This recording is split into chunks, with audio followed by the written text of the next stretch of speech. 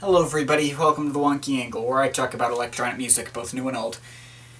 And today I'm talking about the new album from Sylv3on, however you want to say it. Adventure in Rainbowland. Okay, so this video is really just a shout out for a friend of mine, Sylv3on, or Maxie, as I know her. I've known her for a few years now, met her through my YTP career.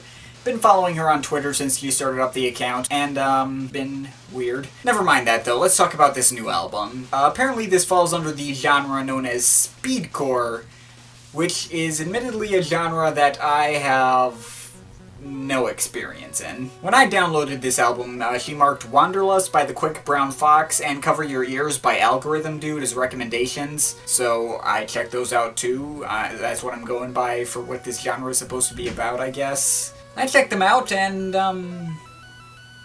okay. This genre seems to be about moving at extremely high tempos, because, duh, it is called speedcore after all. Super distorted and noisy and dense percussion. Also a lot of, like, 8-bit, chiptune video game sounds, too. I don't know if this is really my genre. I tend to prefer stuff that's more subtle, but okay, I'll go with it.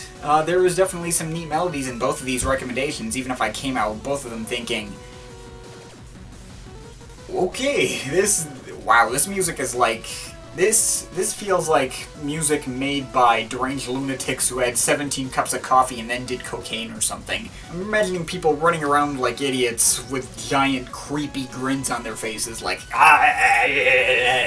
especially while listening to Wanderlust. I was just sitting there very unnerved by the sheer extremity of it all. I'm typically a pretty low energy person, but I did overdose on caffeine once, and while I'm sure my dad found it hilarious, I thought it was scary as shit. It was like I had lost control of my own body and was physically unable to stop moving. Wanderlust kind of reminds me of that experience. I'm sure that this kind of stuff is better for people who have more natural energy than I do. I get the appeal, but probably not my thing. Yay for hilarious outsider perspectives, right?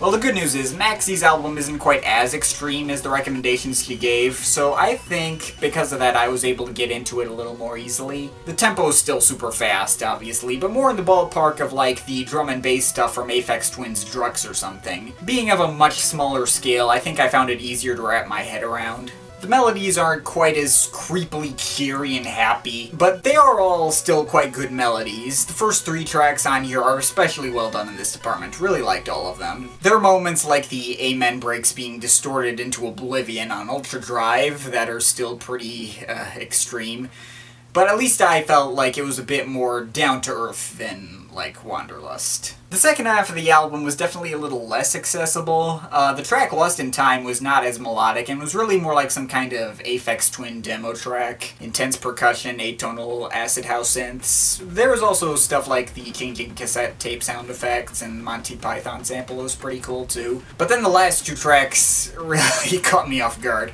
Progress But Not Really starts out with this loud air horn sound.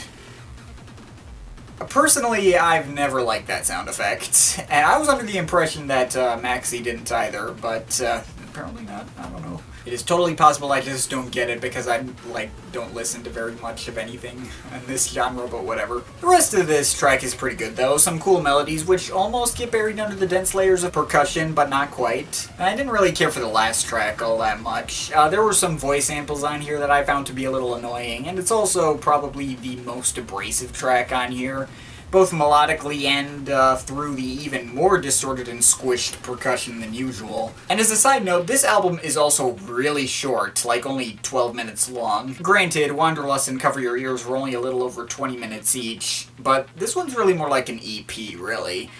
But whatever, semantics.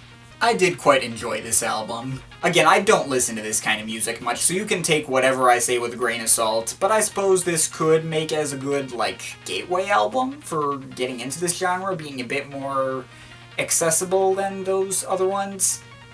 I think it's worth checking out. I'm overall feeling a 7 out of 10, but of course this is just my opinion. You can feel free to disagree with it, but I'd like to hear your thoughts, so leave the comments in the comment thing down there. But yeah, that's pretty much it. That's all for today. See you next time.